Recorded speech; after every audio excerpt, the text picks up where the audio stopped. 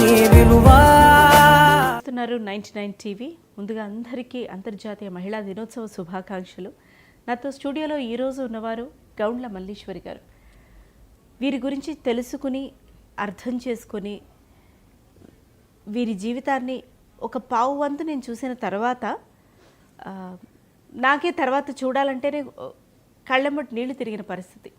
ఎందుకంటే మనిషికో కష్టం, మనిషికో కొన్ని కష్టాలు, ఒక దశలో కష్టం, ఇవన్నీ ఒకెత్తు అయితే ఆవిడ పుట్టిన దగ్గర నుంచి మొన్నటి వరకు కూడా నాకు తెలిసి ఆవిడ ప్రశ్నలతో కష్టాలతో సహవాసం చేశారు. ఎంతగా అలవాటు పడుకున్నారంటే బహుశా మీ నవ్వు వెనకాల కూడా చాలా అర్థాన్ని నేను వెతుక్కుంటున్నాను మల్లీశ్వరి గారు. అంత అలవాటు పడిపోయారు ఆవిడ. ఆవిడ మాటలు చాలవు ఆవిడని వర్ణించడానికి. ఆవిడ చేసినటువంటి పడ్డటువంటి ప్రతి సాధక బాధకాలని వర్ణించడానికి మాటలు చాలవు. ఆవిడే గౌండ్ల మల్లీశ్వరి గారు.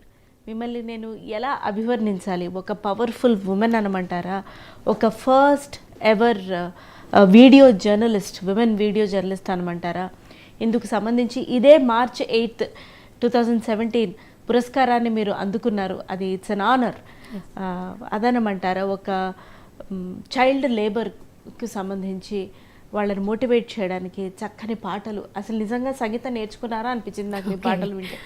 సో అంత చక్కగా పాట పాడుతూ ఆ గళంలో కూడా ఒక 1000 లక్షల మంది తరఫున ఒక గళం మాట్లాడుతూ ఉంటే, పాట పాడుతుంటే ఎలా ఉంటుంది?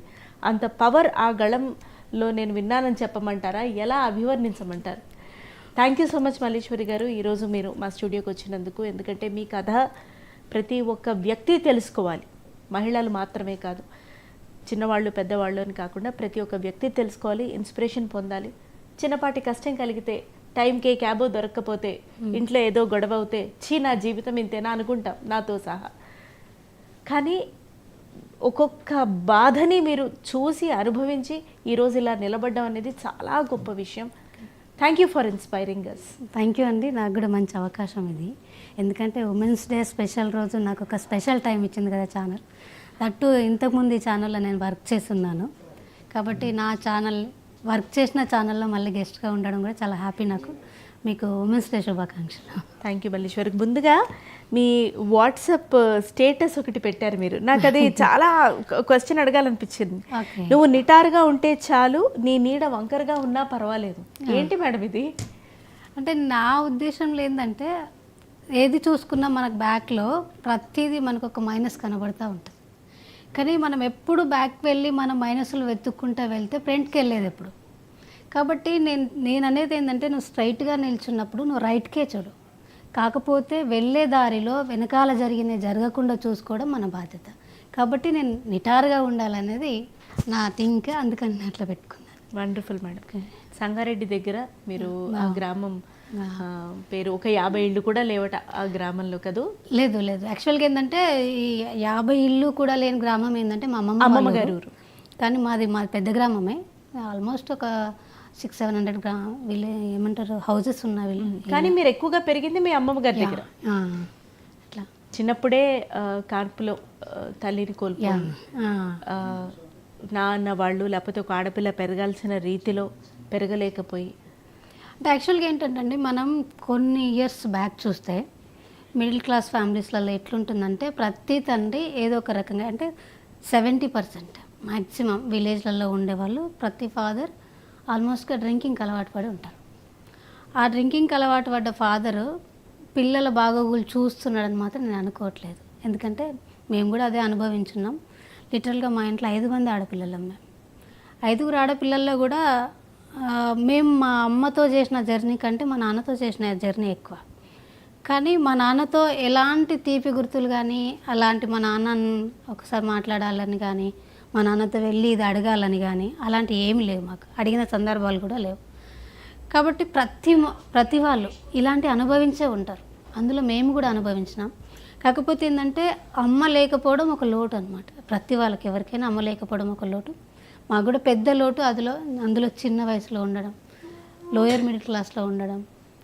కొన్ని సందర్భాలలో నాకు ఐడియా ఉన్నంతవరకు ఏంటంటే, నా చిన్న వయసులో ఫుడ్ కోసం వెయిట్ చేసిన రోజులు కూడా అనుభవించున్నాం. కాబట్టి ఆ పెయిన్ అనేది ప్రతిసారి మనల్ని ఇట్లా తడుతూ ఉంటుంది అనమాట. ఒకసారి మనం ఇప్పుడు దాకా మీరు ఇంట్రోలో చెప్పారు, ఏదో జరిగితే ఇది అవుతుంది, అదే జరిగితే ఇది అవుతుంది. ఇప్పుడు మనకి ఎంత కష్టం వచ్చినా ఫుడ్ దొరకని రోజైతే రాదు కదా. ఇప్పుడు మళ్ళీ ఆ రోజు నుంచి బయటకు వచ్చినాం, మళ్ళీ ఇంకొకసారి ఆలోచించాల్సి వస్తే నా జీవితం అని నేను ఎందుకు అనుకోవాలి అనేది నా ఫీల్ ఇప్పుడు అనమాట. సో బ్యాక్లో పడ్డ ప్రతి పెయిన్ ఒక సొల్యూషన్ ఇస్తూ వస్తుంది నాకు. ప్రతి పెయిన్ అంటే ఎవ్రీ టైం ఈరోజు పెయిన్గా లేనంటే ఈరోజు కూడా పెయిన్గానే ఉన్నా, కానీ కొత్త పెయిన్ ఉంది నాకు. పాత పెయిన్స్ అన్నీ వెళ్ళిపోతూ ఉన్నాయి, కొత్తవి వస్తున్నాయి, నన్ను కొంచెం స్ట్రాంగ్గా చేస్తున్నాయి. ఆ స్ట్రాంగ్లో నేను మీ వరకు రాగలుగుతున్నా, మీతో మాట్లాడగలుగుతున్నా అనమాట. అది నా పాయింట్ ఆఫ్ వ్యూలో. అదే ఒకలాంటి భావోద్వేగానికి లోనవుతూ అది కంట్రోల్ చేసుకొని ఇంకా మీతో మాట్లాడేందుకు ప్రయత్నం చేస్తున్నాను. మేడం, మీరు ఎస్ అమ్మ పోయారు, అలా కాన్పులో పోయారు, అది రోజుల పాప లాస్ట్ కిడ్ అదే కాన్పులోనే కదా పోయారు. అంటే మీరు కాక ఇంకో 4 అంటే 5. ఫాదర్ ఏమో 7th డేనే వెళ్ళిపోయారు అని చెప్పారు మీరు. అమ్మ పోయిన 7th డేనే. అక్కడి నుంచి క్రిస్ప్గా అసలు మీ జర్నీ ఎలా ఉండింది? మీరు ఒక్కొక్క అడుగు కరెక్ట్గా ఎలా చేశారు? పెళ్ళిని కూడా మీరు కాదనుకొని ఆ వ్యవస్థ లేదు, నాకు ఇది కరెక్ట్ టైం కాదు అని అంత చిన్నప్పుడే మీరు ఎలా అనగలిగారు? ఎలా మీరు చదువుకుందామని ఒక మార్గానికి మీరు రాగలిగారు? ఎలా స్టాండ్ తీసుకోగలిగారు? బేసిక్గా ఈ స్టేజ్ నుంచి నేను చెప్పాల్సింది ఏంటంటే, ఎంవి ఫౌండేషన్ అనే ఒక ఆర్గనైజేషన్కి నేను థ్యాంక్స్ చెప్పాలి. నేను ఎంవి ఫౌండేషన్ అంటే 99 కంటే ముందు ఆవులు కాసేదాన్ని అయితే ఎంవి ఫౌండేషన్ చేసే కార్యక్రమాలు ఏవైతే ఉన్నాయో ఆ కార్యక్రమాలలో మోటివేషన్ చేసి నన్ను తీసుకొచ్చిన స్టడీకి. అప్పుడు నేను వాళ్ళ దగ్గర చదువుకున్నాను. ఆ చదువు ఏంటంటే అంతకంటే ముందు చాలా అంటే చెప్పాను కదా, ఫుడ్ చాలా అది బేసిక్ నీడ్ మనిషికి. ఫుడ్ అనేది బేసిక్ నీడ్. అదే లేనప్పుడు అనేది క్వశ్చన్ చేసుకుంటే ఎంత పెయిన్గా ఉంటుందో మీరు ఆలోచించాలి. అదే లేనప్పుడు ఆ సందర్భంలో కూడా మేము సస్టైన్ అయినాం.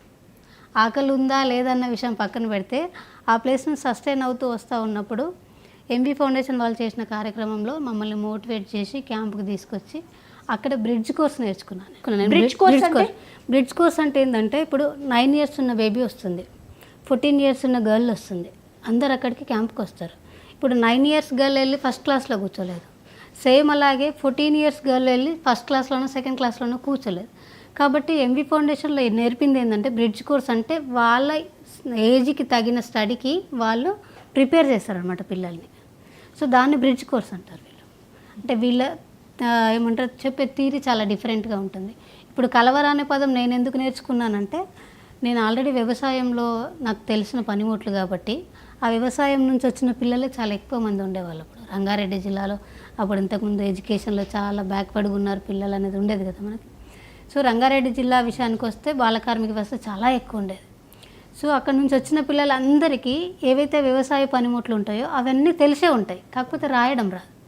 సో వీళ్ళు కూడా థింక్ చేసింది ఏంటంటే, తెలిసిన పదాలనే పరిచయం చేస్తే వీళ్ళకు అక్షరాలు వస్తాయి, పదాలు వస్తాయి, చదవడం వస్తుంది. కాబట్టి ఈ వేళ వెళ్తే మనం కరెక్ట్ వీళ్ళకు ఏదైతే బ్రిడ్జ్ కోర్స్ ఉందో ఆ బ్రిడ్జ్ కరెక్ట్ ఇవ్వగలమని ఆలోచించిండ్రో ఏమో నాకు తెలియదు, కానీ వీళ్ళ స్టడీ మొత్తం ఇట్లా ఉండిందనమాట. మనం వాడే పరికరాలు, మనం తినే తిండి. ఇప్పుడు మీరు అందరూ ఏంటంటే 1, 2 పలక మీద రాసి, చాక్పీస్తో రాసి, బల్పంతో రాసి నేర్చుకున్నారు. మేము అట్లా నేర్చుకోలే, శనగ గింజలతో ఇట్లా పెట్టి నేర్చుకున్నాం అనమాట. డిజైన్ చేసేవాళ్ళు 1 అంటే ఇట్లా పెట్టాలి, 2 అంటే ఇట్లా పెట్టాలి, అట్లా నేర్చుకున్నాం అనమాట. అట్లా నేర్చుకొని తర్వాత ఫర్దర్గా స్టడీకి అప్పుడు 7th క్లాస్ బోర్డ్ ఎగ్జామ్ ఉండేది. 7th క్లాస్ బోర్డ్ ఎగ్జామ్ రాసి అందరిలాగానే రెగ్యులర్ స్కూల్కి వచ్చేసాం అనమాట. అది వండర్ఫుల్. అంటే ఇప్పుడున్న విద్యా వ్యవస్థకి ప్రతి ఒక్క చైల్డ్, ఎస్పెషల్లీ ఇదిగో ఇలాగ చిన్నప్పటి నుంచి సరి అయిన టైంలో చదువు పరిచయం కాని చైల్డ్ని ప్రిపేర్ చేసి తీసుకొచ్చి అందరితో పాటు కూర్చోబెట్టడం అనేది పెద్ద రెస్పాన్సిబిలిటీ. కానీ హ్యాట్స్ ఆఫ్ చెప్పాలి మీరు అన్నట్టే ఫౌండేషన్ వారికి కూడా. కానీ మేడం, మీరు చైల్డ్ లేబర్ కోసం కూడా ఆ పిల్లల్లో నిరక్షరాస్యత పోవాలని, చైల్డ్ లేబర్ ఇది తగ్గిపోవాలని అర్బన్ హౌసెస్లో కూడా మనం చూస్తుంటాం. చిన్న చిన్న పిల్లలకి నానీస్ పెడతారు, వాళ్ళు చిన్న పిల్లలే, ఒక 13, 12, 14 ఏళ్ల పిల్లలే, ఈ 2, 3 ఏళ్ల పిల్లల్ని చూసుకోవడానికి. సో ఈ పిల్లలకి మెచ్యూరిటీ రాదు, అలా అని 13 ఏళ్ల పిల్ల కూడా 23 ఏళ్ల పిల్లలాగా ఆలోచించలేదు.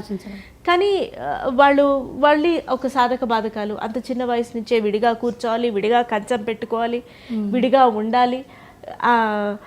దాని ఏమంటారు, ఆ గ్యాప్ ఒక చైల్డ్ ఫేస్ చేయటం, ఆ ఎమోషనల్ ట్రామా ఎంతవరకు ఆడపిల్లల మీద ప్రత్యేకించి పడుతుంది, చైల్డ్ లేబర్ మీద పడుతుంది అంటారు? అంటే ఇప్పుడు మీరు ఏదైనా చూడండి, ఇంట్లో చిన్న గొడవ జరిగిన పిల్లల మీద పడుతుంది ఎక్కువ ప్రభావం. ఎందుకంటే వాళ్ళు మానసికంగా మా అమ్మ కొట్లాడిందో మా నాన్న కొట్లాడిందో అట్లా ఉంటుంది. అట్లాగే పిల్లల్ని ఇప్పుడు మనం హైదరాబాద్ లాంటి సిటీలలో చూస్తే విలేజ్లలో నుంచి పిల్లల్ని తీసుకొచ్చి ఇక్కడ ఇళ్ళల్లో పనికి పెట్టుకున్నారు. పనికి పెట్టుకున్నప్పుడు పోనీ అన్ఎడ్యుకేటెడ్స్ పెట్టుకున్నారంటే పెట్టుకోలేరు, పోనీ మిడిల్ క్లాస్ వాళ్ళు పెట్టుకున్నారంటే పిల్లల్ని పెట్టుకోలేరు. పెట్టుకున్నదంతా కూడా పిల్లలతో పని చేయించిందంతా కూడా ఇప్పుడు నీలాగా నాలాగా చదువుకున్నోళ్ళు, తర్వాత మంచి వెల్ ఎడ్యుకేషన్ ఉండి తర్వాత మంచి ఉద్యోగాలలో ఉన్న వాళ్ళు మాత్రమే ఊర్లలో నుంచి పిల్లల్ని తెచ్చి హైదరాబాద్లో బలి చేసిన వాళ్ళు చాలా ఎక్కువ మంది ఉన్నారు. అయితే ఎక్కువ మంది ఉన్నా కూడా మనం అడిగితే వాళ్ళు చెప్పిన సమాధానం ఏంటంటే, ఆ అమ్మాయి ఊర్లో ఉన్నప్పుడు గాలికి తిరిగేది, ఇక్కడికి వచ్చినాక టీవీ రిమోట్ పట్టుకొని టీవీ చూస్తుంది, మా ఇంట్లో ఇడ్లీ తింటుంది, మా ఇంట్లో దోశ తింటుంది, మా పాపతో పాటు పడుకుంటుంది, మా పాపతో పాటు తింటుంది, అన్నీ చేస్తుంది అని చెప్తారు. కానీ లేదు, నా పాపకి అన్ని సేవలు ఈమెనే చేస్తుంది, మా ఇంటికి అన్ని సేవలు ఈమెనే చేస్తుంది, ఈమె చేస్తేనే కనుక మేము బయటికి వెళ్తున్నాం అన్న విషయం ఎప్పుడు చెప్పరు. మనం చెప్పాల్సింది ఏంటంటే, యాజ్ ఎ వెల్ ఎడ్యుకేషన్ పర్సన్గా లేదా ఎడ్యుకేషన్ లేకపోయినా ఉన్న పర్సన్స్గా సింపుల్గా ఆలోచిస్తే నాలాగా నా పిల్లలు ఉండొద్దని పేరెంట్స్ ఆలోచిస్తారు సింపుల్గా. ఇప్పుడు మనం ఒక లోలో ఉన్నామంటే నా పాప హాయిగా ఉండాలి, లేకపోతే నా పాప హాయిగా ఉండాలి, రేపు నా పిల్లలు బాగుండాలి, మొత్తానికి సింపుల్గా ఒకటి చూసుకోవాలంటే రేపు నా పిల్లలు బాగుండాలి. అలాంటి సందర్భాన్ని ఆలోచించినప్పుడు పక్క పిల్లలు కూడా అంతే కదా. సో నువ్వు ఇడ్లీ దోశకే ఎందుకు పరిమితం చేసినావు, ఆమెకు ఒక ఎడ్యుకేషన్ ఇస్తే ఆమె లైఫ్ అంతా బాగుంటుంది కదా. ఆ పిల్ల చేతిలో టీవీ రిమోట్ ఎందుకు ఉండాలి, ఒక పెన్ పేపర్ ఉండొచ్చు కదా. ఇప్పుడు నీ పిల్లని పొద్దున్న లేచినప్పటి నుంచి అన్నీ చేసి రెడీ చేసి స్కూల్కి పంపించి రావాలి ఆ పిల్ల. ఈ పిల్ల ఇంటికి వచ్చిన తర్వాత ఏం చేయాలి, ఆ పిల్ల బట్టలు ఉతకడమో లేకపోతే ఇంకో పనులు చేయడమో ఇల్లు తుడమో ఇలాంటి పనులు చేయాలి. అట్లా మగ్గిన పిల్లలు చాలామంది ఉన్నారు. కాల్చి ఏమంటారు, వంట చేసేటప్పుడు కాల్చిన పిల్లలు చాలామంది ఉన్నారు. మీకు ఐడియా ఉందో లేదో, 2009-10 ఆ టైంలో అజయ్ గారు కమిషనర్గా ఉన్నప్పుడు ఒక 2 పిల్లలు కిటికీలో నుంచి ఇట్లా చేతులు చాపారు, మమ్మల్ని కాపాడండి అనేది. ఆ పిక్చర్ చాలా హైలైట్ అయింది అప్పట్లో. ఎందుకు అని అంటే ఆ పిల్లలు భరించలేరు, తిప్పి కొడితే ఆ పిల్లలు ఒక 9 years ఒక 11 years ఉండొచ్చు అంతే. ఆ పిల్లల్ని కూడా ఎక్కడో నుంచి ఆంధ్ర ప్రాంతంలో నుంచి తీసుకొచ్చి హైదరాబాద్లో పెట్టుకొని వాళ్ళకి ఇడ్లీ దోశ తినిపిస్తున్నాము అని అంటే ఈరోజు ఇడ్లీ దోశ తినిపిస్తారు, రేపు వాళ్ళ భవిష్యత్ ఏంది? అది కాదు కదా. మనం అనేది ఏంటంటే, మేము నేర్చుకున్నది ఏంటంటే ఎంవి ఫౌండేషన్కి వచ్చిన తర్వాత ఓకే చదువు విలువ తెలియనప్పుడు తెలియలేదు సరే, కానీ తెలిసిన తర్వాత మేమేమనుకుంటున్నామంటే ప్రతి పిల్లకి ఎడ్యుకేషన్ అనేది అందాలి. సో విద్య వల్ల ఉద్యోగాలు వస్తాయా రాదా అనేది సెకండరీ, కానీ విద్య వల్ల తెలివి వస్తుంది అయితే నువ్వు నమ్ముతున్నావు, నేను నమ్ముతున్నావు. ఆ తెలివినైతే వీళ్ళకి ఇవ్వాలి కదా మనం పిల్లల్ని. సో అందుకనే ప్రతి వాళ్ళు ఇది ఇనిషియేట్ తీసుకోవాల్సింది. ప్రతి వాళ్ళు ఒక ఎంబీ ఫౌండేషన్ తీసుకుంటేనే ఇంకో సంస్థను తీసుకుంటేనే అయ్యేది కాదు, ముఖ్యంగా గవర్నమెంట్ చేయాల్సిన పని ఇది. గవర్నమెంట్ లెక్కల ప్రకారం కూడా బాల కార్మిక వ్యవస్థ ఎంత ఉందంటే 2,000 మంది ఉన్నారు, 3,000 మంది ఉన్నారు, ఇట్లుంటుంది లెక్క. అంతేగాని బల్క్గా ఇంతమంది పిల్లలు ఉన్నారని ఎప్పుడు క్లియర్ చేయరు వారు. అది కూడా చాలా మైనస్ పిల్లలకి. అదంతా వడిసి ఏ ప్రాబ్లం వచ్చినా సరే, ఇంట్లో ప్రాబ్లం వచ్చినా బయట ప్రాబ్లం వచ్చినా ఎలాంటి ప్రాబ్లం వచ్చినా పిల్లల మీదనే ప్రభావం చూపిస్తుంది. మనం వాళ్ళని అబ్జర్వ్ చేయం, ఎందుకంటే మన బిజీ లైఫ్లలో మనం పడిపోతూ ఉంటాం.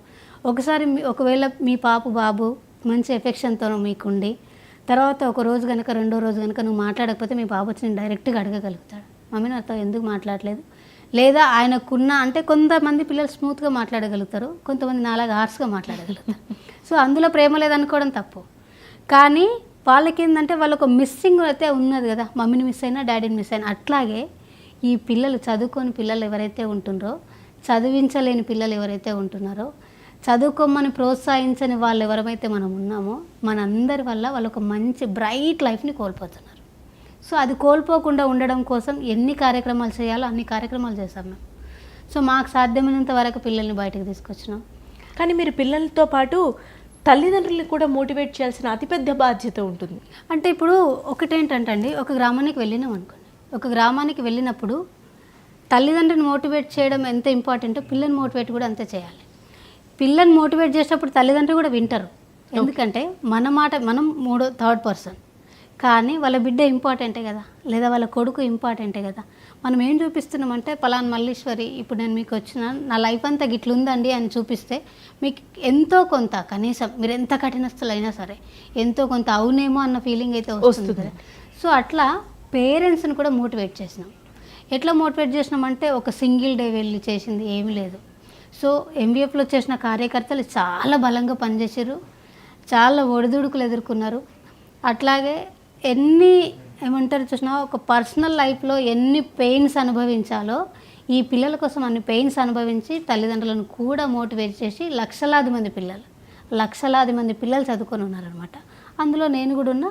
కాకపోతే పిల్లల్ని మోటివేట్ చేసే కార్యక్రమాలు వేరు, తల్లిదండ్రులను మోటివేట్ చేసే కార్యక్రమాలు వేరుగా ఉంటాయి. అవును మ్యామ్. సో అట్లా మీరు చదువుకున్నారు, ఊహించని రీతిలో కెమెరాని పట్టుకోవాలి, కెమెరాలో విజువల్స్ బంధించాలి అన్న కోరిక మీకు ఎందుకు కలిగింది? ఈ ప్రొఫెషన్లోకి ఎలా వచ్చారు మీరు? ఓకే, యాక్చువల్గా ఏంటంటే నేను బ్రిడ్జ్ కోర్స్కి వచ్చేంత వరకు టీవీ, కెమెరా ఇవన్నీ నాకు తెలియవు.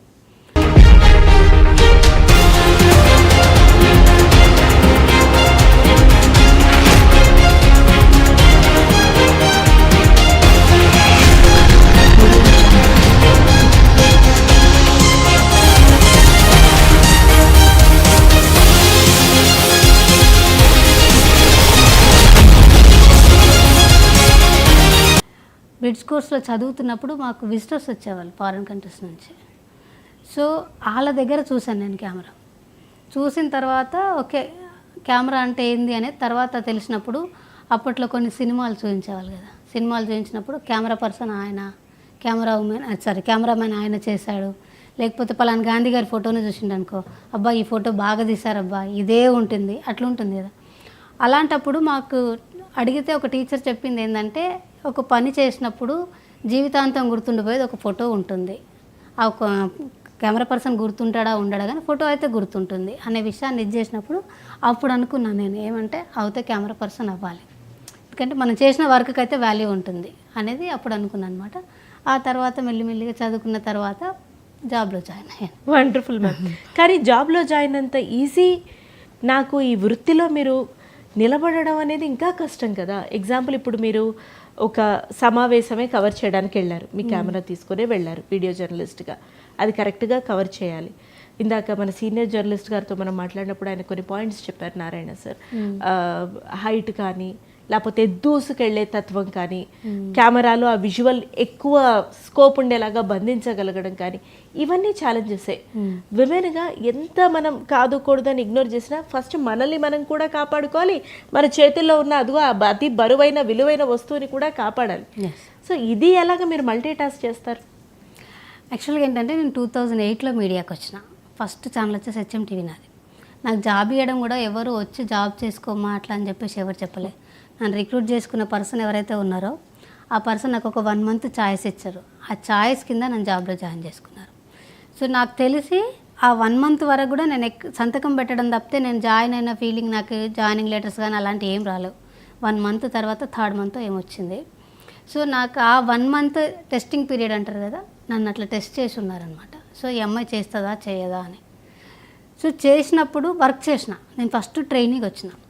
అయితే నా అదృష్టం ఏంటంటే హెచ్ఎం టీవీలో నాకు ఒక ఫ్యామిలీకి వచ్చిన, నేను జాబ్కి వచ్చిన ఫీలింగ్ రాలేదు నాకు, ఒక ఫ్యామిలీకి వచ్చిన. ఆ పర్సన్స్తో చాలా ఇమిడిపోయి ఉన్నాను నేను. సో నన్ను కూడా వాళ్ళు ఎప్పుడు క్రిటిసైజ్ చేయడం కానీ అట్లాంటిది ఏం చేయలేరు. సో వర్క్ విషయానికి వస్తే చాలా హార్డ్ వర్కే చేసిన. కాకపోతే ఏంటంటే వీళ్ళందరితో కలిసి పనిచేసిన, వీళ్ళందరూ చాలా నాతో చాలా మంచి రెస్పెక్ట్గా ఉంటారు, నేను చాలా హ్యాపీగా ఉంటాను వాళ్ళతో. వీళ్ళు మగవాళ్ళు, నేను ఆడపిల్లని, నాకు ఆ ఫీలింగ్ లేకుండా ఉండిందనమాట. సో విజువల్ క్యాప్చరేజ్ చేయడమా అంటే పక్కా చేస్తాను. ఇప్పుడు వాళ్ళని మధ్యలో నుంచి వెళ్ళిపోయి తీసేస్తాను నేను, నాకు ఆ చనువు ఉంది, దొరికించుకున్నాను నేను. కొన్ని రోజులు నేను వాళ్ళకి అర్థం కాకపోయినా తర్వాత అర్థమైపోయి కంపల్సరీ మేము మిడిల్లోకే వస్తుంది, మిడిల్లోనే స్టాండ్ వేస్తుంది అన్న ఫీలింగ్స్ కూడా వచ్చిన వాళ్ళు ఉన్నారు. నన్ను చూసి స్టాండ్స్ జరిపి ప్లేస్ ఇచ్చిన వాళ్ళు కూడా ఉన్నారు. Very wonderful. సో అట్లాంటివి చేసినాం. ఇంకా నేను మీడియాకి వచ్చిన టైంలో చాలా హార్డ్ వర్క్ ఉంది, ఎందుకంటే అప్పుడు తెలంగాణ ఉద్యమం గట్టిగా సాగుతుంది. అయినా కూడా అందులో కూడా ప్రతి చోట నాకు తెలిసి నేను వర్క్లో రిమార్క్ తెచ్చుకునే చాలా తక్కువ. కౌంట్లెస్గా ఏమంటారు కౌంట్ కూడా దొరకదు అనుకుంటాను నాకు తెలిసి, ఈరోజు నువ్వు ఈ వర్క్ సక్సెస్ చేయలేవు అనేది. సో అట్లా అయ్యి నేను ఉండగలిగిన మీడియాలో. అది వండర్ఫుల్ మ్యామ్. అంటే ఎస్, మీ ఎదుగుదలకి మీ స్థిరత్వానికి తోడుగా ఉన్న ప్రతి ఒక్కరికి, ప్రతి ఒక్క మ్యాన్కి ఉమెన్స్ డే సందర్భంగా మేము థ్యాంక్ యూ చెప్తున్నాం ఖచ్చితంగా. ఎందుకంటే స్పెషల్లీ నా డిపార్ట్మెంట్ అండి. ఎస్, స్పెషల్లీ మీ డిపార్ట్మెంట్. Yeah. అందరినీ కూడా నేను ఇక్కడ మీరు పలకరించడం చూసాను, అందరినీ అన్న అంటూ ఆప్యాయంగా పలకరిస్తూ, వాళ్ళు గబుక్కుని ఏదైనా ఎవరైనా మాట అనాలన్నా మీ పలకరింపుకి అక్కడికే వాళ్ళ మనసు కరిగిపోతుంది. అలా ఉంది ఇక్కడ మీ పలకరింపు. నేను ఈ కాసేపట్లో నా అబ్జర్వేషన్, బట్ వెరీ నైస్. కానీ మీరు అంటే కొంచెం పర్సనల్గా వెళ్దాం. మీ అనుమతితోనే వివాహం, ఆ తర్వాత జీవితం, మీరు సుముఖత చూపించలేదు కదా. అంటే చిన్నప్పుడు తగిలిన గాయాలు ఒక మనిషిని చాలా స్ట్రాంగ్ చేసేస్తాయి. కొన్ని బలమైన నిర్ణయాలు మనం చాలా చిన్నప్పుడే తీసేసుకుంటాం మన సబ్ కాన్షియస్ మైండ్. అందువలన మీరు ఆ వివాహానికి మొగ్గు చూపలేదంటారా? అంటే మరీ పెద్దగా నేను ఏంటంటే ఎక్కువగా ఆలోచించింది నా ఫ్యామిలీ కోసం. నాకు నా ఫ్యామిలీ అంటే చాలా పిచ్చి. అట్లా నేను ఎవ్రీ టైం ఎక్స్పోజ్ చేసుకోలేను, కానీ నాకు నా ఫ్యామిలీ ఉండాలి అనేది నాకు ఇది. అయితే వాళ్ళని నేను నాకు కరెక్ట్గా ఊహ తెలియని టైంలో వాళ్ళ రెస్పాన్సిబిలిటీ తీసుకుని ఉన్నాను, నా జూనియర్స్ ఎవరైతే ఉన్నారో వాళ్ళని. అప్పుడు నాకేందంటే నాకు ఏది కనబడలేదు, నా లైఫ్ ఏముంటుంది, నా లైఫ్ ఏమవుతుంది, నేను ఈరోజు ఇట్లా స్ట్రగుల్ చేస్తానేమో అట్లా అన్న ఫీలింగ్ ఎక్కడ లేదు. కానీ నాకున్న ఫీల్ అంత ఏంటంటే నేను కనుక ఒకసారి వీళ్ళ చేయి విడిస్తే నేను బాగుండగలను, కానీ నేను ఒక్కదాన్నే బాగుండగలను, కానీ బట్ వీళ్ళ పరిస్థితి ఏంది అనే దాంట్లో నేను అప్పటి నుంచి కూడా అందుకని అదే రెస్పాన్సిబిలిటీలో ఉన్నాను. అందుకని నేను నా మైండ్లో నేను ఫిక్స్ అయింది ఏంటంటే, చాలామంది అనుకునేదంటే పెళ్ళి చేసుకోలేదు, ఓకే చేసుకోలేదు, మరి పెద్ద ఏజ్ ఏం కాదు, చేసుకుంటే చేసుకోవచ్చు, దానికి పెద్దగా ఇది కూడా ఏం లేదు. కాకపోతే నా ఫ్యామిలీ రెస్పాన్సిబిలిటీ ఏవైతే తీసుకున్నానో అది ఫుల్ఫిల్ చేయాలనేది నా కోరిక. సో మెల్లిమెల్లిగా చేస్తూ నాకు సాధ్యమైనంత వరకు చేస్తూ వస్తున్నాను. సరే మేడం, బాగుంది. మీ ఫ్యామిలీ అంటే మీకు ఇంపార్టెంట్. వాళ్ళ చేయి పట్టుకోకుండా నాకు తెలిసి మీరు వెళ్ళిన దారిలో వాళ్ళని చదివించి చక్కగా అన్ని విద్యాబుద్ధులు నేర్పించి అందరికీ పెళ్లి చేశారు. మీరు వద్దనుకున్నారు, బాగానే ఉంది. వాళ్ళందరికీ ఎందుకు చేశారు మేడం పెళ్ళి? అంటే నేను వద్దనుకున్నది ఏం లేదు. నేను అంటే ఈ రెస్పాన్సిబిలిటీస్ కంప్లీట్ అయిన తర్వాత నేను ప్రొసీడ్ అవ్వచ్చు అని. ఇప్పుడు అయిపోయిందంటారా మీ రెస్పాన్సిబిలిటీ కంప్లీట్? ఇంకొక చెల్లి ఉంది కదా, తను పెళ్లి చేయాలి. అంటే తను ఉంటుంది కదా. సరే మేము వాళ్ళు స్వతహాగా ముందుకు వచ్చి మేము పెళ్లి చేసుకోము అన్నారు అనుకో, వాళ్ళకి స్వేచ్ఛ ఉంది, దానికి వదిలేస్తాను నేను. అంతేగాని మీరు ఖచ్చితంగా పెళ్లి చేసుకోండి అని నేను చెప్పలేదు. చేసుకుంటాం, ఓకే, వాళ్ళ అనుమతితోనే జరిగేదంతా. కాకపోతే రెస్పాన్సిబిలిటీగా చేశాను నేను. సో ఇప్పుడు నేను కూడా పెద్ద పెళ్లి చేసుకోలేదు, త్యాగశీలి అనడానికి ఏం లేదండి. కావాల్సి వస్తే ఏమంటారు, ఫర్దర్గా నా రెస్పాన్సిబిలిటీ కంప్లీట్ అయిన తర్వాత నాకు సూటబుల్ పర్సన్ దొరికితే కంపల్సరీగా పెళ్లి కూడా చేసుకుంటా. కానీ ఒక వ్యక్తికి, ప్రతి వ్యక్తికి ఉన్న నేచర్ ఎవరు యాక్సెప్ట్ చేయనిది మనం ఆత్మ పరిశీలన చేసుకున్నప్పుడు యాక్సెప్ట్ చేసేది ఏంటంటే టిమిడ్. అంటే మన సెట్ తీసుకెళ్తే మనిషి అటు వెళ్ళాలని ఉంటుంది, అప్స్ అండ్ డౌన్స్ ఉంటాయి, కొన్ని నియంత్రించుకోలేని భావోద్వేగాలు ఉంటాయి. ఎస్పెషలీ ఆ టీనేజ్లో అవి చాలా వస్తాయి. అందువల్లే ఇప్పుడు ఎన్నెన్నో అవాంఛనీయ సంఘటనలు కూడా జరుగుతున్నాయి బయట. కానీ అటువంటి ఏజ్లో కూడా మీ మీద మీకు కంట్రోల్ మీరు ఎలా తెచ్చుకున్నారు? కంట్రోల్ అంటే ఒక బాధ్యత ఉంటుంది చూడండి. మీరు స్పెసిఫిక్గా ఏదైనా సరే ఒక రెస్పాన్సిబుల్ ఏదైతే ఉంటుందో 100% ఆ రెస్పాన్సిబుల్ని మనం ఫుల్ఫిల్ చేయాలి అనుకున్నప్పుడు మనకు తెలియకుండానే మనం కంట్రోల్లోకి వెళ్ళిపోతాం. నేను అదే కంట్రోల్లోకి వెళ్ళిపోయా. సో నేను ఈరోజు ఈ బాధపడి దీనికోసం వెళ్ళా, దానికోసం వెళ్ళా అనేది ఏం లేదు. నేను ఆటోమేటిక్గా కంట్రోల్తో అవుతూనే ఉన్నాను. ఇప్పటికీ కూడా టిల్ టుడే వరకు కూడా కంట్రోల్ అవుతూనే ఉన్నాను. అది అక్కడ వరకు అట్లా అలవాటు పడిపోయింది నాకు. ఎందుకంటే ఆ ఏజ్లో ఏ ఏజ్ అయినా సరే ఏమిటంటే నేను నేచర్లో కూడా తిరుగుతూనే ఉంటాను, చాలామంది పరిచయం అవుతూనే ఉంటారు. అట్లీస్ట్ ఒక రోజుకి ఒకరు ఇద్దరు కొత్తలు కూడా పరిచయం అవుతూ ఉంటారు, ఎందుకంటే తిరిగే ఫీల్డ్ అలాంటి. అయినప్పటికీ కూడా నేను కంట్రోల్ అవ్వగలుగుతున్నాను. ఏంటంటే నేను ఇంట్లో ఎంత బాగా ఉన్నానో, ఎంత బాగా రెస్పాన్సిబుల్ ఉన్నానో, నా ఉద్యోగంకి వచ్చిన తర్వాత కూడా ఉద్యోగంలో అంతే రెస్పాన్సిబుల్గా ఉన్నా. నాకు కొత్తగా ఉద్యోగంలో దొరికింది ఏంటంటే బ్రదర్స్ అనే కొన్ని క్యారెక్టర్స్ దొరికినాయి నాకు. సో ఆ క్యారెక్టర్స్ని నేను చాలా బాగా హ్యాండిల్ చేయగలిగిన, నన్ను కూడా చాలా బాగా హ్యాండిల్ చేశారు వాళ్ళు. సో అందులో ఏమైపోయిందంటే ఇటు ఒకవేళ నా ఇంట్లో నాకు కొంచెం హ్యాపీనెస్ మిస్ అయినా, ఎందుకంటే వాళ్ళు కూడా చిన్నపిల్లలు, అక్కడ మిస్ అయినా ఆ రెస్పాన్సిబిలిటీలో నేను ఎంత కంట్రోల్గా వస్తున్నానో ఇక్కడికి వచ్చినాక కొంచెం హ్యాపీగా ఫీల్ అయినా రెస్పాన్సిబిలిటీ కూడా కొంచెం సేపు ఆఫీస్లో ఉన్నంతసేపు మర్చిపోయి వీళ్ళతో జాయిన్ అయిపోయినా అనమాట. అట్లా మెల్లిమెల్లిగా అలవాటు పడుతూనే వస్తుంది నాకు. తప్పితే నేను దాని మీద ఎక్కువ స్ట్రెయిన్ అయిన ఇదేం లేదనమాట. స్ట్రెయినింగ్ అనేది ఏంటంటే కామన్గా అందరికి ఉండేటివి అట్లా ఉంటాయి. ఇప్పుడు మా చెల్లి పెళ్లి చేసినప్పుడు సరే మా అమ్మ ఉంటే బాగుండేది, ఇంకో సిస్టర్ పెళ్లి చేసినప్పుడు మా అమ్మ ఉంటే బాగుండేది, తను డెలివరీ అయింది మా అమ్మ ఉంటే బాగుండేది. అట్లాంటి ఫీలింగ్స్ చంపేస్తుంటాయి మనుషుల్ని. వాటిని వర్ణించలేము కూడా. ఎవరికైనా ఒక లాస్ అనేది ఎవరి యాంగిల్లో వాళ్ళు ఫీల్ అవుతూ ఉంటారు కదా, మా లాస్ అనేది నాకు ఉంటుంది. ఒక తల్లి లేకపోవడం, కుటుంబం అనుకున్న స్థాయిలో ఉండకపోవటం వల్ల మీరు ఎన్నో బాధల్ని అనుభవించి ఉన్నారు. కానీ నేను అందరూ ఆలోచించడం కోసం ఈ ప్రశ్న అడుగుతున్నాను, ఈ ఇంటర్వ్యూ చూస్తున్న వాళ్ళందరి కోసం. అన్నీ సవ్యంగా ఉన్న, తినడానికి 3 కాదు 6 పూటల తల్లిదండ్రులు వెట్టి చాకిరీ చేసి సమకూరుస్తున్నా ఇంకా నాకేదో లేదు, ఇంకా మా అమ్మ నాకు ఫ్రీడమ్ ఇవ్వదు, ఇంకా మా నాన్న నా ఫోన్ని కంట్రోల్ చేస్తారు అనే ఆడపిల్లలు ఉన్నారు, మగపిల్లలు ఉన్నారు. అన్నీ సవ్యంగా ఉన్నా ఎప్పుడూ ఏడ్చేవాళ్ళు. ఉత్త చదువుకోండిరా, లేకపోతే ఏదైనా వ్యాపకం చదువు 2 ఉంచుకోండి, సరిగ్గా ఉండండి మీకోసం మీరు అనే విషయాన్ని కూడా అర్థం చేసుకోలేని వాళ్ళు ఉన్నారు. వాళ్ళ వల్ల వాళ్ళకి సమస్య, సమాజానికి సమస్య. అలాంటి వారికి మీరు ఏం చెప్తారు మేడం? అంటే నేనేమంటే కొంతమంది తల్లిదండ్రుల్లో ఇది ఉంటుందండి. ఎట్లా అంటే నేను పేరెంట్స్తో పెరగలేను కానీ నేను చూసినవి మాత్రమే చెప్పగలుగుతాను. ఎట్లా అంటే కొంతమంది పేరెంట్స్ ఉంటారు, మీరు అబ్జర్వ్ చేయండి, చిన్నప్పటి నుంచి ప్రతి కష్టం నేర్పిస్తూ ఉంటారు పిల్లలకి. నేను ఈ కష్టపడ్డాను ఇట్లా జరిగింది అసలు అసందర్భంగా అయినా సరే వాళ్ళ కష్టాన్ని వీళ్ళకి వివరిస్తూ ఉంటారనమాట. అలాంటి పిల్లలకి ఏముంటుందంటే మెంటల్గా వాళ్ళు ప్రిపేర్ అయి ఉంటారు. ఎందుకంటే ఆ కష్టంతో పోల్చుకుంటే ఈ కష్టం చాలా చిన్నది అనేది వాళ్ళకి కష్టం వచ్చినప్పుడు. కానీ కొంతమంది పేరెంట్స్ ఏం చేస్తున్నారంటే నా పిల్ల సుముఖంగా ఉండాలి, లేదా నా కొడుకు సుముఖంగా ఉండాలి, నేను పడ్డ కష్టం పడొద్దు అనే దాంతో ఈ సుముఖత పెంచుతారనమాట. నువ్వు కరెక్ట్ టైంలో ఫుడ్ పెట్టొద్దని నేను అన్నాను, కానీ ఫుడ్ పెట్టేటప్పుడు ఈ ఫుడ్ ఇట్లా వచ్చింది నాన్న అని చెప్తే ఆ ఫుడ్ కోసం వాడు ఆలోచిస్తాడు కదా. లేదు నువ్వు మొబైల్ కొనిచ్చావు, మొబైల్ కొనడానికి నేను ఇన్ని రోజులు ఈఎంఐ కట్టానా, ఇంత కష్టపడ్డానా, ఇట్లా చెప్పొచ్చు కదా వాళ్ళకి. మనం ఎందుకు ఆ గైడెన్స్ ఇవ్వట్లేదు పిల్లలకి? ఒక రకంగా చూస్తే ఏంటంటే వింటారా వినరా అనే విషయం వీళ్ళు డిస్కషన్ చేస్తుంటారు అనమాట. మేము చెప్తే వినరు అంటే సడన్గా 16 ఇయర్స్ ఏజ్ వచ్చిన తర్వాత చెప్తే మరి మిగిలిన 16 ఇయర్స్ తర్వాత ముందేం చేసినాం మనం అనేది కూడా చూసుకోవాలి. సో ఇవన్నీ ఏంటంటే నేనేమంటున్నానంటే పేరెంట్స్ ఎవరైతే ఉంటామో మనకి రెస్పాన్సిబిలిటీ. పిల్లలని ఎలా మోటివేట్ చేయాలి, కష్టం కంపల్సరీగా వాళ్ళకి పరిచయం చేయాలి. కష్టం పరిచయం చేయనప్పుడు ఇప్పుడు కింద పడి లేస్తేనే మళ్ళొకసారి పడకుండా వాడే చూసుకుంటాడు.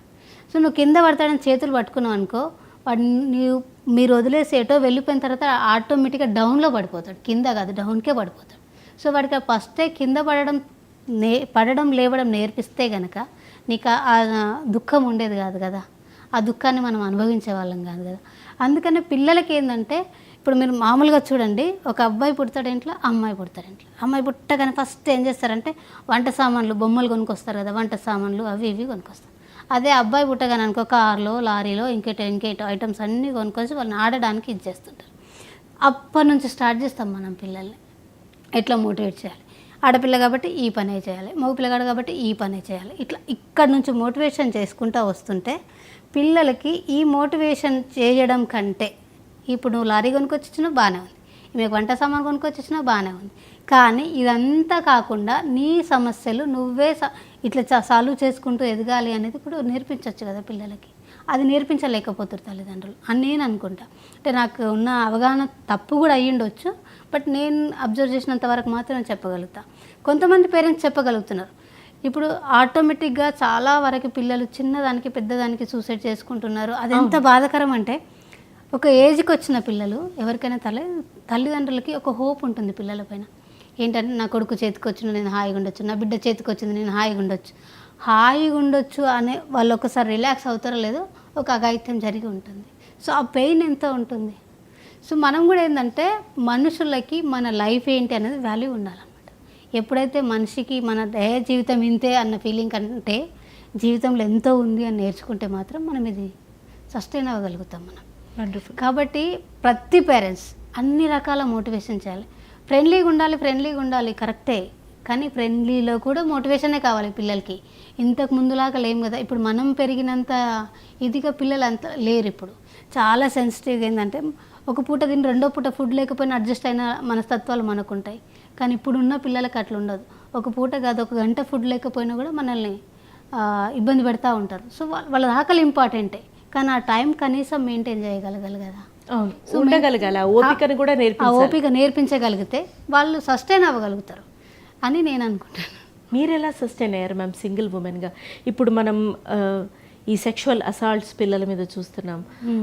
మైనర్ బాలికలు కానీ తెలిసి కానీ తెలవక కానీ వాళ్ళందరూ ట్రాప్లో పడటం ఎక్కువగా వింటున్నాం మనం. లైంగిక దాడులు, వేధింపులు ఒకటేమిటి, ఒక సింగిల్ ఉమెన్గా ఇంకో 4 ఆడపిల్లల్ని మీరు పెట్టుకుని నడిచి ఇంత దూరం వచ్చి ఎలా కాపాడుకోగలిగారు అనేది నాకు చాలా పెద్ద ప్రశ్నగా ఉంది. సో నేను మీకు ఒక విషయం చెప్పాలి. ఇక్కడ నా సిస్టర్స్ ఎవరైతే చదువుకున్నారో వాళ్ళ నుంచి నాకు వచ్చిన కంప్లైంట్ ఏంటంటే, ఓన్లీ మీరు కాలేజీలో ఫీజు కట్టలేదండి, ఇట్లాంటి కంప్లైంట్స్ వచ్చినాయి తప్పితే ఈరోజు ఈ అమ్మాయికి ఇలాంటి ఇబ్బంది అయింది, ఈ అమ్మాయి వల్ల ఇలాంటి ఇబ్బంది అయిందని నేను ఎప్పుడు వినలేదు. సో కాబట్టి నా వాళ్ళ మీద నేను అంత బలంగా ఉన్నా. అయితే నేను సస్టైన్ అవ్వడము, లేకపోతే ఇక్కడ నుంచి బయటికి రావడము, ఇన్ని అఘాయిత్యాల నుంచి కూడా ఉండడం ఏంటంటే, ఫస్ట్ ఆఫ్ ఆల్ నేనంటూ ఏంటో నాకు అర్థమవుతుంది, నేనేం చేయాలో నేను అనుకుంటున్నాను. కాబట్టి ఆ టైంలో ఇప్పుడు చాలామంది బయటికి వెళ్ళినప్పుడు నన్ను ఇది చేయలేరంటే చేస్తారు, లేదు బయటికి వెళ్ళినప్పుడు ఇంకొకటి తాకలేడంటే తాకుతాడు, ఇంకొకటి ముట్టుకోలేడంటే వర్క్లో ఎట్లుంటుందంటే ఈవెన్ నా పొజిషన్లో కూడా నా ప్రొఫెషన్లో కూడా కావాలని టచ్ చేసిన వాళ్ళు ఉన్నారు, లేదు తెలియకుండా టచ్ అయిన వాళ్ళు కూడా ఉన్నారు. సో నేనేమంటే కావాలని టచ్ చేశాడు వాడు, కానీ వాడికి టచ్ చేయడం మాత్రమే తెలుసు కదా. అదంతా నేనెందుకు తర్వాత ఊహించుకోవాలి, తర్వాత నేనెందుకు దాని గురించి ఆలోచించుకోవాలి, వాడు అంతవరకే మనిషి. సో నీకేమన్నా చెప్పగలిగితే ఎందుకు టచ్ చేసినవరా అని అడగగలిగితే అడుగు, లేదు వదిలేయగలిగితే వదిలేయి, కానీ దానికోసం టైం వేస్ట్ చేయొద్దని నేను అంటాను. ఎందుకంటే టైం వేస్ట్ చేయడం వల్ల వాడిని టచింగ్కి వాల్యూ ఇచ్చిన వాళ్ళం అవుతాం మనమని నా ఫీల్ అది. సో అందుకనే నేనేమంటే వాడు ఏ మనస్తత్వంతో టచ్ చేసిండో మనకు తెలియదు, కాబట్టి వాడి మానాన వాడి సావని వదిలేసేస్తాను నేను. కాకపోతే సెకండ్ టైం ఏమన్నా రిపీట్ అయితే మాత్రం చక్కగా నడుచుకుంటా, కానీ ఫస్ట్ టైం మాత్రం నేను వదిలేస్తూ ఉంటా. దానికోసం నేను టైం కేటాయించాను. సో పిల్లలు ఎవరమైనా సరే ప్రతిదీ నెగిటివ్గా ఆలోచించాలా, పాజిటివ్గా ఆలోచించాలంటే నేనేమో అనుకుంటుంటే కొన్ని జరిగిన నెగిటివ్స్ని కూడా మనం పాజిటివ్గా ఆలోచిస్తే సమస్యలు కొంచెం క్లియర్ అవుతాయి. కానీ విమెన్ సేఫ్టీ ఎలా? సరే ఓకే, మీ దాకా వచ్చినది మీకు ఎంతవరకు స్టాప్ చేయాలి, ఎలా స్టాప్ చేయాలి తెలుసు, బాగుంది. కానీ మన ప్రమేయం లేకుండా మన మీద రాబంధువుల్లా పడిపోతున్నారే, మరి ఆ ఉమెన్ సేఫ్టీ గురించి మీరేం మాట్లాడతారు? ఇప్పుడు దీనికైతే సమాధానం దొరకదండి. ఎందుకంటే మనం ఒక కోణంలో ఆలోచిస్తే రెండో కోణంలో స్టార్ట్ అవుతుంది. అవును, ఇప్పుడు మనం ఎనీ టైంలో సరే ఈరోజు ఈ సమస్య అయింది, ఇంత లొల్లి అయింది, దీనికోసం ఒక సొల్యూషన్ దొరికింది అనడానికి ఏదీ లేదు. మీరు ఎప్పుడైనా అబ్జర్వ్ చేయండి, దీనివల్ల ఈ అమ్మాయికి ఈరోజు ఈ అగత్యం జరిగిన తర్వాత జరిగిన పరిణామాలు ఇవి, ఈ పరిణామాలలో ఒక సొల్యూషన్ దొరికిందని ఒక కేసు అని ఉందా? లేదండి, లేదు. దీన్ని ఎప్పుడు ఏంటంటే నిరంతరంగా జరుగుతూనే ఉంటాయి, ఎవరు ఆపరు, మనం ఆపినట్లు ఫీల్ అవుతాం అంతే. మన రికార్డ్ ఎట్లుంటుందంటే ఈరోజు జరగలేదు, ఆ రోజు జరగలేదు, జరగకుండా ఏవీ లేవు, జరుగుతూనే ఉంటాయి. కానీ మనం ఏంటంటే ఇప్పుడు జరిగేటప్పుడు కనీసం మనల్ని మనం ఇప్పుడు ఈ మధ్యన పిల్లలందరికీ సెల్ఫ్ డిఫెన్స్ లాంటివి అవన్నీ నేర్పిస్తూ ఉన్నారు కదా. సో అవి గ్రామాలలో లేవు ఎక్కువ. ఇప్పుడు హైదరాబాద్ లాంటి ప్రాంతాలలో కొంతవరకు ఉన్నా వాటికి అసలు మగ్గు చూపని పిల్లలు కూడా ఉన్నారు, అసలు ఇది ఉందని కూడా లేదు. అందుకని ఏంటంటే పిల్లలు ఫస్ట్ మెంటల్గా స్టాండర్డ్గా ఉండాలండి, మెంటల్ స్టాండర్డ్గా ఉండి సో జరుగుతున్న అఘాయిత్యాల నుంచి తప్పించుకోవాలా అనేది మాత్రం నేను చెప్పగలుగుతాను. ఎవరికి వాళ్ళు సెల్ఫ్గానే తప్పించుకోవాలి, తప్పితే మూడో పర్సన్ వచ్చి మనల్ని సేవ్ చేస్తాడు అనడానికి లేదు. ఎందుకంటే మనం సమస్యలో ఉన్నప్పుడు మూడో పర్సన్ కూడా మన మీద రాంగ్ డిసిషనే ఉంటుంది, ఉండవచ్చు కూడా. మంచి వాళ్ళు ఉంటే ఓకే, కానీ చెడ్డ వాళ్ళు ఉంటే మనమేం చేయలేం కదా. సో మనల్ని మనం ఎంతవరకు మోటివేట్ చేయగలిగితే సెకండ్ పర్సన్ ఒపీనియన్ లేకుండా, సెకండ్ పర్సన్ ఒపీనియన్స్ మన మీద రుద్దకుండా మనల్ని మనమే ఇలా మోటివేట్ చేసుకుంటూ ఉండాలన్నమాట. రోజు వెళ్ళే దారి ఉంది, ఆ దారిలో ఎందుకు వెళ్ళాలి, ఒకసారి క్రాస్ వెళ్ళే దారి వెళ్తే ఆ దారి విలువ మనకు తెలుస్తుంది కదా. ఆ దారి విలువ తెలిసినప్పుడు ఏదైనా ప్రాబ్లం, ఈ దారిలో వెళ్తున్నప్పుడు ప్రాబ్లం వచ్చిందంటే మనం మనం ఎంచుకునే సెకండ్ దారి, ఎందుకంటే మనకు ఆ దారి తెలిసి ఉంటుంది. సో కాబట్టి మనం అనే వాళ్ళము మన రౌండ్లో ఏదైతే ఉంటుందో చుట్టూరా మనం పరిసరాలన్నీ ఎంత పరిశీలించాలి అని అంటే ఆ పరిశీలన ఎంతవరకు ఉండాలంటే ఎనీ టైం నేను సక్సెస్ అవుతానన్న పరిశీలన అంతవరకు పరిశీలించాలన్నమాట ఆడపిల్ల. సో అట్లా చేసినప్పుడు కొంతవరకు మనల్ని మనం కాపాడుకోగలుగుతాం. తర్వాత వీటికి అన్నిటికీ అడ్డుకట్టబడుతుందా లేకపోతే సొల్యూషన్ దొరుకుతుందంటే నా దగ్గర సమాధానం లేదు దానికి మాత్రం. Wonderful ma'am. ప్రతిష్టాత్మకంగా ఎన్నో పత్రికల్లోనూ ఎన్నో సోషల్ మీడియా ప్లాట్ఫామ్స్లోనూ మీ స్టోరీస్ ప్రచురింపబడ్డాయి.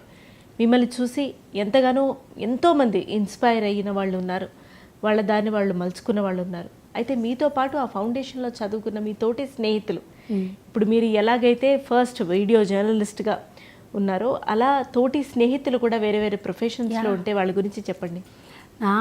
మా స్కూల్లో చదివిన వాళ్ళు చాలా ప్రొఫెషనల్స్లో ఉన్నారు. ఇందులో అందులో ఏం లేదు. లాస్ట్ December 29th ఒక ప్రోగ్రామ్ పెడితే జస్ట్ మేము ఒక 1000 మంది అనుకున్నాం.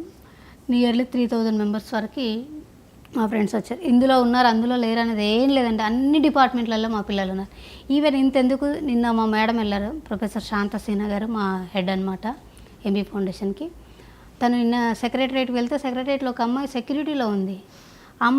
అమ్మాయి మేడంని చూసి మేడంతో వచ్చి ఫోటో దిగింది. ఇప్పుడు ఎక్కడ లేరని చెప్పలేము కదా మనం. ఐటీ డిపార్ట్మెంట్లో ఉన్నారు, పోలీస్ డిపార్ట్మెంట్లో ఉన్నారు, టీచర్స్ ఉన్నారు, ఈవెన్ ఇప్పుడు అప్కమింగ్లో డాక్టర్స్ ఉన్నారు మా దాంట్లో నుంచి. ఈవెన్ నా డిపార్ట్మెంట్లో నేనున్నాను కొత్తగా. సో నాతో పాటు ఇంకొచ్చిన వాళ్ళు ఉన్నారు, చాలా డిపార్ట్మెంట్లలో ఉన్నారు. అందులో అనేది ఏమీ లేదు. వాళ్ళకి ఇప్పుడు మా దగ్గర నుంచి వెళ్ళిన వాళ్ళు నేషనల్ వాలీబాల్ ప్లేయర్స్ కూడా ఉన్నారు. వండర్ఫుల్. సో చాలా హ్యాపీ కదా అది. సో కాబట్టి ఈ డిపార్ట్మెంట్కే పరిమితమైనని మాత్రం నేను చెప్పలేను. అన్నిటినీ తగిలేస్తున్నారు మా వాళ్ళు. బాలకార్మిక వ్యవస్థ నిర్మూలనలో ఎంఈ ఫౌండేషన్ వాళ్ళు ఎంతమంది పిల్లల్ని అయితే తీసుకొచ్చారో అంతమందిలో చాలా వరకు ఆల్ డిపార్ట్మెంట్స్లో సక్సెస్ఫుల్ వర్కర్స్ ఉన్నారు. Wonderful ma'am. విమెన్స్ డే రోజున ఇది చాలా ఆనందించదగిన విషయం. ఇందాక సెలబ్రేషన్స్ అని చేస్తున్నప్పుడు కూడా మీరు ఎక్కువ సుముఖత చూపించినట్టుగా నాకు కనిపించలేదు. అంటే పాడే పాటలు కానివ్వండి, మాట్లాడే మాటలు కానివ్వండి, కట్ చేసే కేక్ కటింగ్లు కానివ్వండి, మీరు ఓకే సరే ఇదే కదా సరే అన్నట్టుగానే ఉంది మీ బాడీ లాంగ్వేజ్ అండ్ మీరు చూసిన విధానం. అంటే ఇప్పుడు ఈ పెళ్లిలో కూడా ఈ కట్నకాలకాలు మాట్లాడుకునే విషయంలో ఆ వ్యవస్థకు సంబంధించి మనం ఆచరించే పద్ధతుల విషయంలో కూడా మీరు కొన్ని పాయింట్స్ చెప్తున్నారు ఆఫ్లైన్. నాకు అది ఆన్ టెలివిజన్ చెప్పాలని నా కోరిక. యాక్చువల్గా ఏంటంటే అది నేను చెప్పింది కాదు. రీసెంట్గా జస్టిస్ రాధారాణి గారిది ఒక ఇంటర్వ్యూ చేశాం. నిజంగా నేను కూడా థింక్ చేయలేదు. ఎందుకంటే ఒకవేళ అది ముందు నేను థింక్ చేసింటే మా చెల్లె వాళ్ళని కూడా కన్యాదానం అనే కార్యక్రమం చేసేదాన్ని కాదు. అయితే రీసెంట్గా రాధారాణి గారు ఇంటర్వ్యూ చేసినప్పుడు తను చెప్పారు, తను 16 yearsకే మ్యారేజ్ అయింది తనకి అని. తర్వాత జస్టిస్ వరకు రావడానికి ఎన్ని కష్టాలు పడ్డాము అనేది ఇంకా ఆబ్వియస్గా ఉంటుంది. ఎంత well educated well settled family అయినా కానీ అక్కడ వరకు రావాలంటే తన సొంత కష్టం అనేది ఉంటుంది కదా. అది చెప్పుకుంటూ వస్తూనే మేడం చెప్పారనమాట. సో ఆ టైంలో మేడం కూడా స్టేజ్ మ్యారేజ్ చేసుకున్నారు. సో అందులో ఇంటర్ క్యాస్ట్ మ్యారేజెస్ అట్లా చేసుకున్నప్పుడు మేడం చెప్పిన ఒక పదం నాకు చాలా బాగా నచ్చింది. ఎందుకంటే ఒక పెళ్ళి చేసినప్పుడు 2 పదాలు ఉంటాయి. ఒకటి కన్యాదానం ఇస్తేని, కన్యాదానం పుచ్చుకుంటుంది. అంటే ఇచ్చి పుచ్చుకునే ధోరణిలో మనం అసలు మన పాత్ర ఏంటి, మనం ఎవరు అనేది మాత్రం పాయింట్ చాలా కొత్తగా అనిపించింది నాకు. మేడం చెప్పింది ఏంటంటే ఇవ్వడానికి ఈయన రెడీగా ఉన్నాడు, తీసుకోవడానికి ఆయన రెడీగా ఉన్నాడు, కానీ మధ్యలో ఉన్న వాళ్ళకి కనీసం ఇష్టం ఉందా లేదా అన్న ఆలోచన ఒకటి వాళ్ళు ఆలోచిస్తలేరు. అది చాలా తప్పు అని చెప్పినారు మేడం. అట్లాగే ఇవ్వడానికి వీళ్ళెవరు, తీసుకోవడానికి వీళ్ళెవరు. మనం ఒక వస్తువు కాదు కదా, మనకంటూ ఒక మనసు ఉంది కదా. ఇచ్చే మనసు ఉంది, పుచ్చుకునే మనసు ఉంది. మరి మధ్యలో ఈ మనసు ఎవరికైతే ఇస్తున్నామో ఆ మనసు కూడా తెలుసుకోవాలి కదా అనేది మేడం చాలా బాగా క్లియర్గా చెప్పారు. నాకు ఇప్పుడు అది కరెక్ట్గా చెప్పడం మీరు కన్వే చేశారు, కరెక్ట్గా చెప్పడం రావట్లే, కానీ ఆ పదం నాకు ఆ ఇంటర్వ్యూ చేసినప్పటి నుంచి ఇప్పటి వరకు కూడా రివీల్ అవుతా ఉంది మైండ్లో. నిజమే కదా అన్న ఫీల్. సో అట్లా అందుకనే ఇప్పుడు ఏంటంటే ఉమెన్స్ డే సెలబ్రేషన్స్ చేసినా హ్యాపీనా అంటే హ్యాపీ కాదు. ఒక రోజు కోసం మనం కేకులు కట్ చేస్తాం, ఎంజాయ్ చేస్తాం, కానీ నెక్స్ట్ డే మళ్ళీ సేమ్ రొటీన్ అయిపోతూ ఉంటుంది కదా. అయ్యో ఈరోజు కూడా రొటీన్ ఉంది మేడం. అంటే ఇప్పుడు మనకు ఈరోజు ఒకటి ఉంటుంది, ఇంట్లో వాళ్ళు లేచి పొద్దున్న లేచి హ్యాపీ ఉమెన్స్ డే అని చెప్తారు, రోజు చెప్పలేరు కదా, రోజు చెప్పలేదు కదా, కనీసం గుడ్ మార్నింగ్ చెప్పరు మనకి, అది ఉంటుంది కదా. సో రెగ్యులర్గా మళ్ళీ రొటీన్ అవుతుంది. సో ఏ నిర్ణయంలో కూడా ఆడపిల్లలకి వాల్యూ లేకుండానే ఇప్పటికి కూడా చాలా ఇప్పుడు అంటున్నారు వాల్యూ ఇస్తున్నాం అందుకని ఇస్తున్నామనే భ్రమలో ఉంటున్నారు తప్పితే ఇవ్వట్లేదు. ఒకవేళ ఇస్తే కనుక ఈ పరిస్థితులు ఉండవు. ఇప్పుడు ఇప్పటిదాకా మనం ముందు మాట్లాడుకున్నట్లు అఘాయిత్యాలు జరుగుతున్నాయి, అవి జరగవు. ఎట్లా జరుగుతాయండి? మనకు వాల్యూ ఇచ్చేటోళ్ళు మన మీద ఎట్లా అఘాయిత్యాలు చేస్తారు? చేయరు కదా. సో కాబట్టి ఆ భ్రమలో వాళ్ళగొట్టుకుపోతారు. ఒక 1 డే సెలబ్రేషన్స్లో మనం ఉంటున్నాం. ఇక్కడ భ్రమ అన్న పదం వచ్చింది కాబట్టి మీరు అన్నట్టు సరే వాల్యూ ఇవ్వకుండా ఆడపిల్లలకి స్వేచ్ఛ ఉంటుందని గుర్తించకుండా వాళ్ళు ఏం చదవాలి, ఎలా ఉండాలి, ఎవరిని పెళ్లి చేసుకోవాలి, ఎంతమంది పిల్లల్ని కనాలి, మగ పిల్లల్ని ఎంతమంది కనాలి, ఆడపిల్లల్ని ఎంతమంది కనాలి, కన్న తర్వాత వాళ్ళని ఎలా పెంచాలి, ఇలా అడుగడుగునా నిర్దేశింపబడే పరిస్థితి కొంతవరకు కారణమైతే ఇంకొంతమంది పేరెంట్స్ కానీ అందరూ కానీ సొసైటీ కానీ వాళ్ళ నుంచి స్వేచ్ఛ తీసుకొని వాళ్ళ లైఫ్లో ఉన్న ఇతర మెన్ని కూడా ఇబ్బంది పెడుతున్నటువంటి ఆడపిల్లలు కూడా ఉన్నారు ఇప్పుడు. అంటే దానివల్ల ఒక వ్యవస్థే ప్రశ్నార్థకంగా మారే పరిస్థితులు కూడా ఉన్నాయి. అంటే ఒకవైపు అసలు స్వేచ్ఛ అనేది లేదు, అదొక వైపు. ఇంకొక వైపు స్వేచ్ఛ అవసరం కన్నా 10, 20, 30 ఇంతలు ఎక్కువగా ఉండి ఏం చేయాలో తెలియక మన సెట్టు తీసుకెళ్తే అటు లేదు నేను చిన్నపిల్లలాగా ఈరోజు బతకాలి అని అసలు అనాలోచితంగా ప్రతి పని చేయడం. అంటే ఇప్పుడు ఇది నా దగ్గర ఉందంటే దీంతో నేను చేయకూడని పనులన్నీ చేసేయటం. అంటే మనల్ని ఎవరూ చూడట్లేదన్న భ్రమను, చూస్తే ఎవరికి నేను సమాధానం చెప్పాలి అన్న ఇదో, దానివల్ల మన లైఫ్ని మనమే ఇబ్బంది చేసుకోవడం, ఇలాంటి విపత్కర పరిస్థితులు ఉన్నాయి. వీటన్నిటి మధ్య సంయమనం అసలు కుదురుతుందంటారా? కుదురుతుందంటే ఇప్పుడు టెక్నాలజీ పెరుగుతుందండి. ఆ టెక్నాలజీలో మనుషులు కూడా టెక్నికల్గా అయిపోతున్నారు. ఎప్పుడు ఏ స్విచ్ నక్కాలో వాళ్ళకి ఐడియా ఉంటుంది. ఇప్పుడు నీకు నాకు వెళ్ళాలంటే మనం ఏ స్విచ్ నక్కినా కానీ మనం ఒకే చోట ఉండాలనేది మన ఫీల్ ఉంటుంది. ఒకవేళ టెక్నికల్గా అట్లా ఎదిగిన వాళ్ళు, ఇంకొకరిని ఇది పెట్టాలనే వాళ్ళు, హెవీ స్వేచ్ఛ ఉన్న వాళ్ళు, వాళ్ళకందరికీ ఏంటంటే ఒక స్విచ్ నొక్కుతారు. ఆ స్విచ్ ఎక్కడ పోతే అక్కడ వాళ్ళు ఇది అవుతారు. కానీ నేనేమంటున్నానంటే ఇప్పుడు అఘాయిత్యాలు జరుగుతున్నాయి అమ్మాయిల మీద, అబ్బాయిల మీద అన్నీ. సరే అట్లా అబ్బాయిలు కూడా ప్రాబ్లమ్స్లో ఉన్న వాళ్ళు ఉన్నారు. కానీ ఒక అబ్బాయికి ప్రాబ్లం అయితే ఒకలాగుంటుంది, కానీ ఒక్క అబ్బాయికి మాత్రమే ప్రాబ్లమ్ని మనం 100 సార్లు చూపిస్తున్నాం. కానీ అలాంటి 100 మంది అమ్మాయిలు కూడా ప్రాబ్లంలోనే ఉన్నారు. అదేం చేద్దాం మరి మనం? ఇప్పుడు ఏమంటారు, ఒక అమ్మాయి ఈ అమ్మాయి కేసు పెడుతుంది, లేకపోతే ఈ అమ్మాయి వల్ల ఈ హస్బెండ్ ఇట్లా రాస్ అయినాడు, ఆయన చచ్చిపోయినాడు, సూసైడ్ చేసుకున్నాడు అనేది చాలా హైలైట్. ఈ మధ్యలో వస్తున్న కొత్త వార్తల్లో మీకు 2-3 మంత్స్ తీసుకుంటే చాలా ఎక్కువ వార్తలు వచ్చినాయి అట్లాంటివి. కానీ వేలాది మంది ఆడపిల్లలు చనిపోయారు కదా, మరి వాళ్ళని ఏమందాం మనం? వాళ్ళ పరిస్థితి ఏంటి? వాళ్ళ ఫ్యామిలీ ఏంటి? ఒకవేళ వాళ్ళకి ఏమన్నా కోరికలు ఉంటే ఆ కోరికల పరిస్థితి ఏంటి? అవన్నీ ఆలోచించాలి కదా మనం. సో అందుకని నేనేమనంటే ఒక వ్యవస్థలో రైట్ రాంగ్స్ నడుస్తూ ఉంటాయి, కానీ అవి ఎంతవరకు బ్యాలెన్స్ అవుతున్నాయి వాటిని చూసుకోవాలని చెప్తాను. ఒక స్త్రీ ముందుకెళ్ళి ప్రగతి పదంలోకి వెళ్ళాలి అంటే తన తోటి స్త్రీ మారాలి అనే వాదన కూడా వినిపిస్తోంది.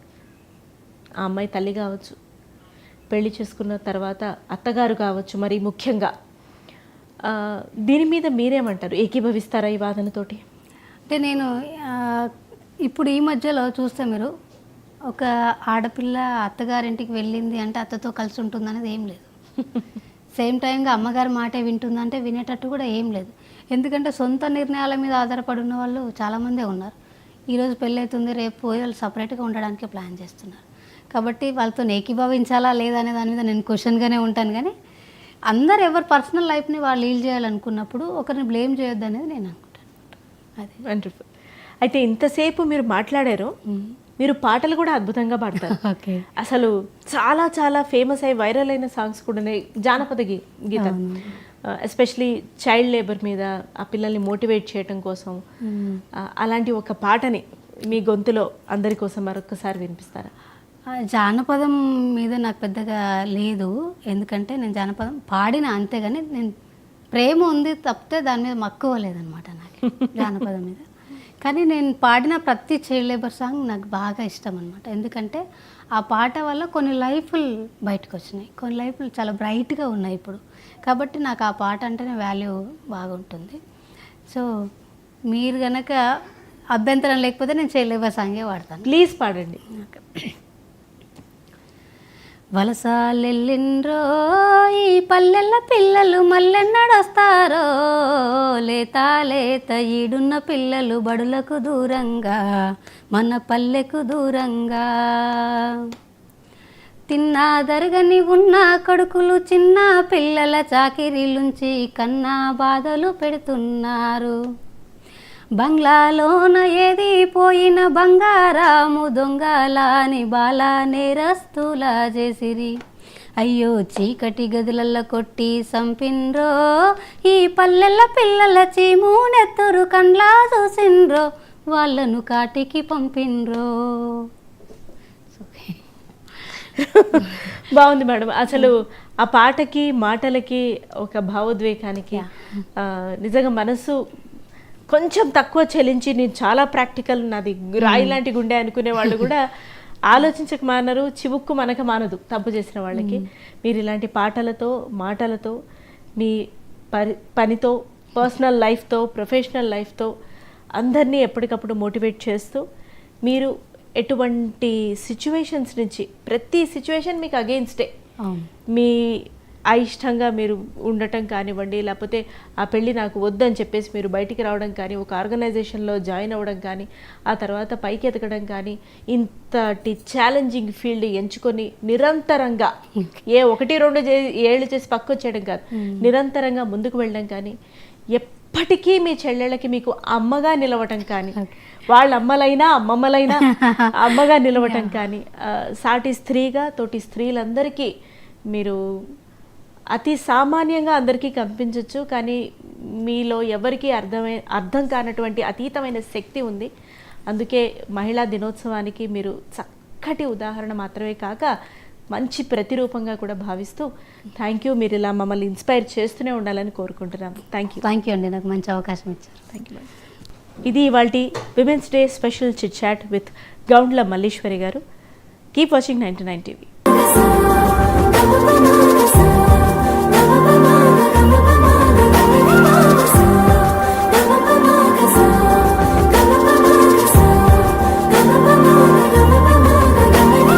మగువా మగువా లోకానికి తెలుసా నీ విలువా.